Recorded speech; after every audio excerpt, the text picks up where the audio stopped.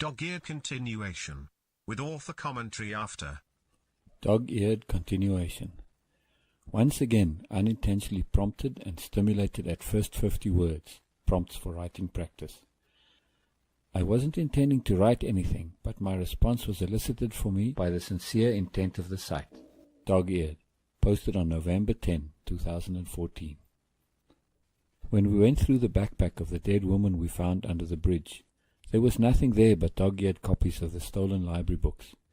She had no ID, no clothing, nothing but books. The Harry Potter books and A Wrinkle in Time appeared to be her favorites, judging by the amount of use they showed.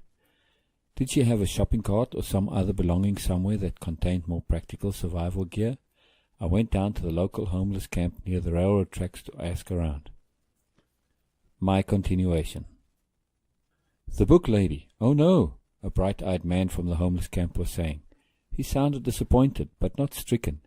Yes, I've seen her around. Never spoke to her, always immersed in a book. He possessed an air of immense enjoyment, not at that particular moment, but generally, intimating he was having the adventure of his life. She wore good clothes, not from around here. She had a grace to her. She wasn't graceful, but there was a distinct grace to her. I could hear the capitalized grace. He turned those eyes to me. You have it too. I stopped. I'd not been moving, but I stopped. The camp faded from awareness, as did the dead book lady, as did my inquiry, as did everything else except the concept of grace. Me?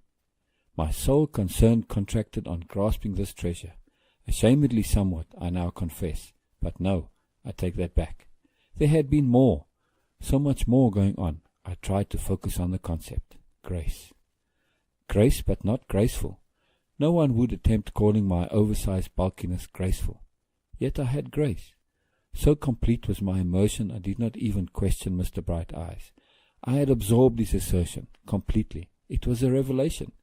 His distinction between graceful and grace had made it real to me. Internally I felt the transformation begin. I had been pricked just so.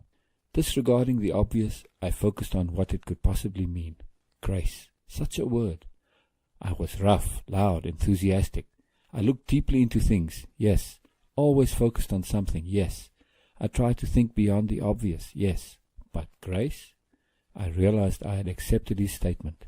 I wasn't questioning. I was looking for confirmation. Dangerous in my line of work, something I assiduously avoided. Yet here I was, embroiled in establishing a proof. No, correction. I was verifying. Remarkable. Mr. B. No, Mr. B., as I now thought of him, still encompassed me with his eyes. He took me in. I knew this was a moment, a universal moment, one of those moments loosed from eternity, containing opportunity, opportunity for change, great change, life change. I sobered to alert, refusing the concerns and distractions of the everyday, a foothold to the moment. I repelled their efforts to distract me, to force me off the moment. I marshaled my reserves, resolving to put all that aside and change, there and then. Universal moments are an inordinate gift. I had a responsibility to fly my moment all the way, wherever it may lead. Well? Mr. B. inquired, more like pondered, or surmised, perhaps reflected. So much intent infused that simple well. This enticing morsel would have to wait. As intriguing as he was, as pressing as the mystery of the book lady's death was, they would have to wait. I had my moment to deal with, my universal moment. I consciously recognized it. I recognized it now. I had vowed and resolved long ago to be able to know such a moment when it came. I had wanted that ability fiercely, and now here it was. Grace. Focus on the grace, I reminded myself. Grace is the key, not grace itself, but grace in you. You possessing grace. Grace, not graceful.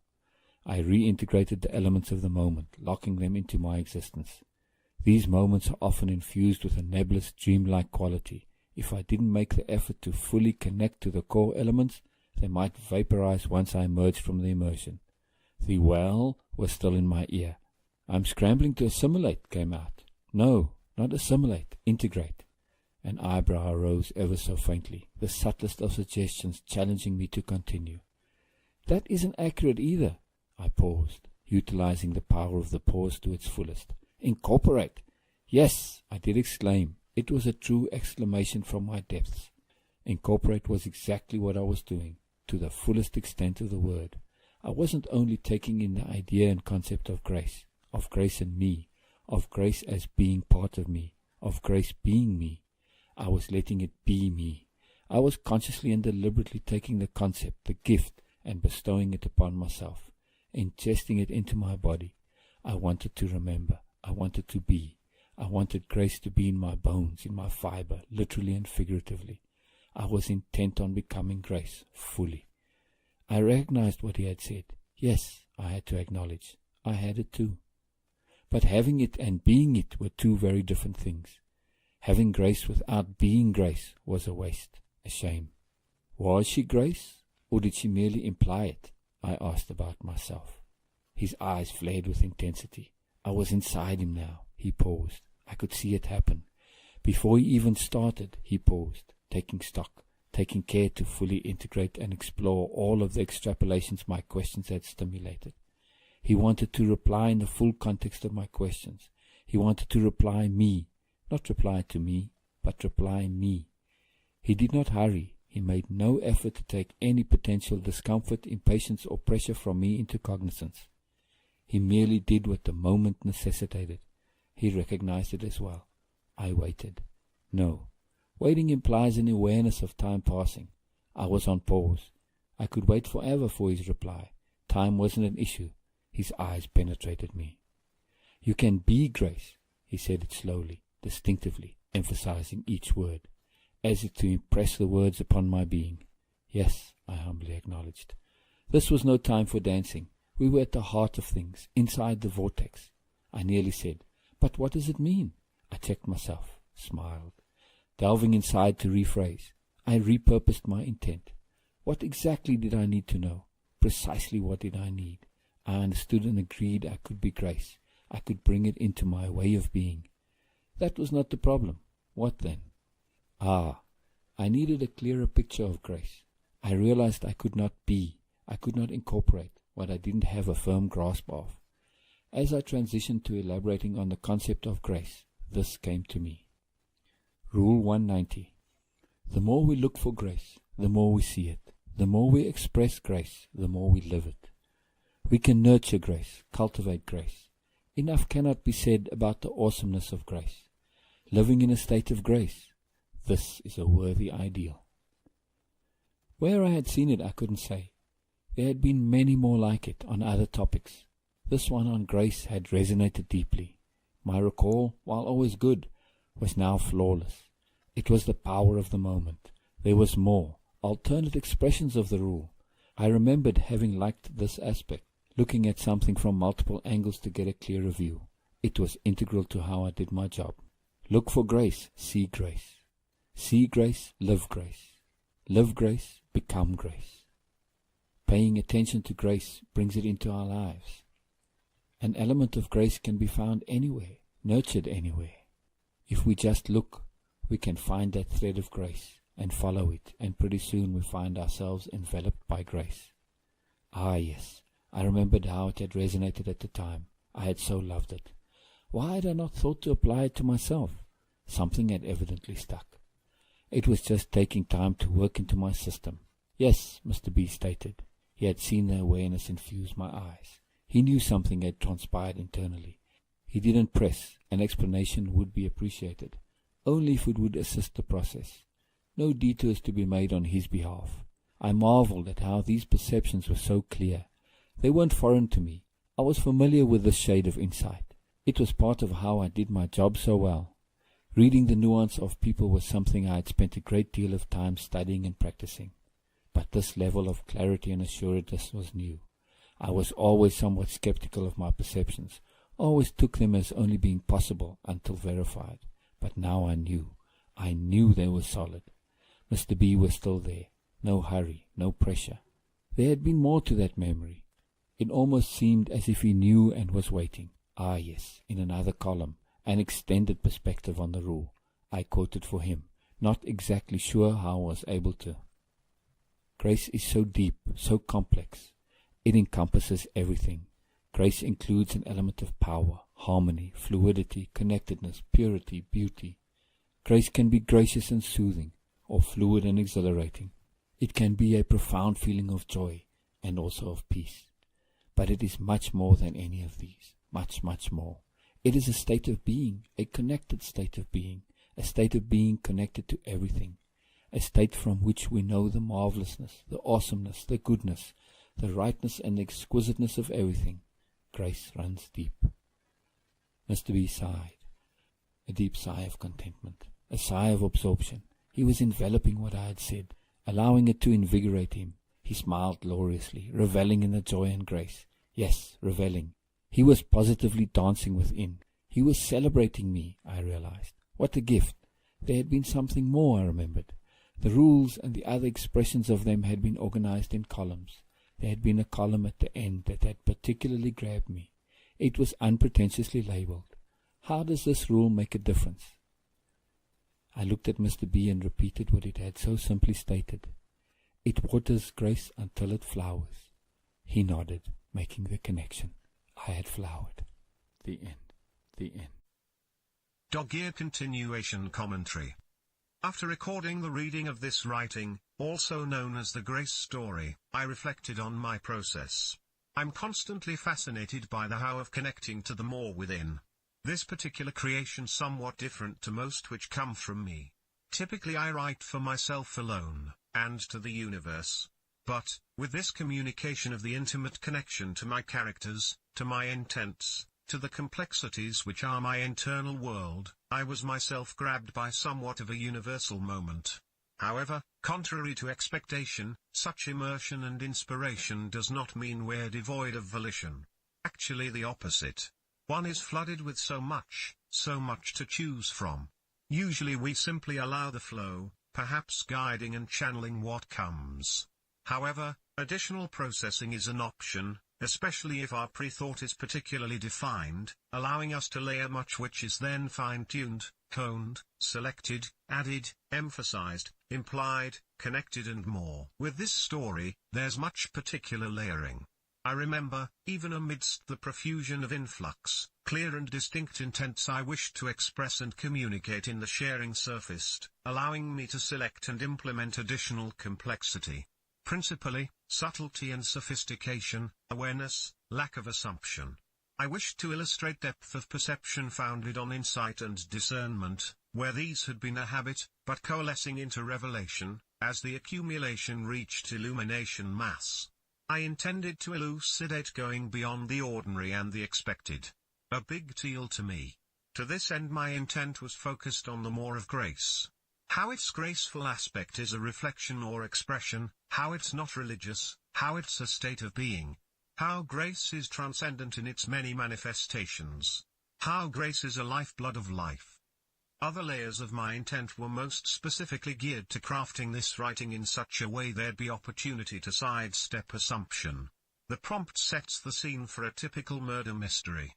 But to me, the challenge of writing prompts is to not go in the direction indicated or implied.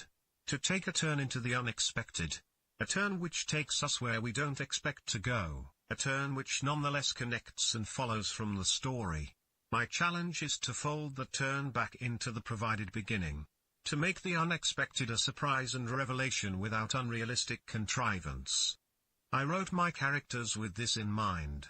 In addition, I layered onto them the possibilities for not meeting the preconceptions which typically we unthinkingly associate, simply because of context. My lead character, most likely a detective. And right there an assumption. Others look for missing people besides detectives. For instance, insurance, welfare, lawyers, and of course, family or friends. Nowhere in the story does it state my main character is a detective, by design. Then there's gender. From the context, if we assume the central character is a detective, the usual assumption defaults to a man. Why? This I aimed to address, subtly. Why assume she's a man? I wrote the character specifically as a woman. I include a line which is seemingly ambiguous as to pointing out gender. But it's only so if the central character is assumed to be male.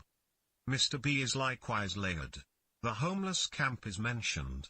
And again there's an assumption Mr. B is homeless, despite many clues he might not be. If he were homeless, which perhaps he might be, he would certainly be a most incongruous homeless person. No, it's far more likely if all the facts are put together, Mr. B is something else. A charity worker perhaps. An adventurer who happens to be there for a while. He could be a researcher, scientist, psychologist or philosopher doing field studies. This is not as far-fetched as one might assume. From personal experience, not at all. Simply because something is common, does not make it so all the time. 99 times out of 100 everything is fine, but then the 100th time comes along and kills one for assuming. This habit of assuming what seems obvious is devastating. I see people live their entire lives doing so. They never check their assumptions. The most treacherous of these is the assumption their assumptions are valid, which locks them into a self-confirming loop.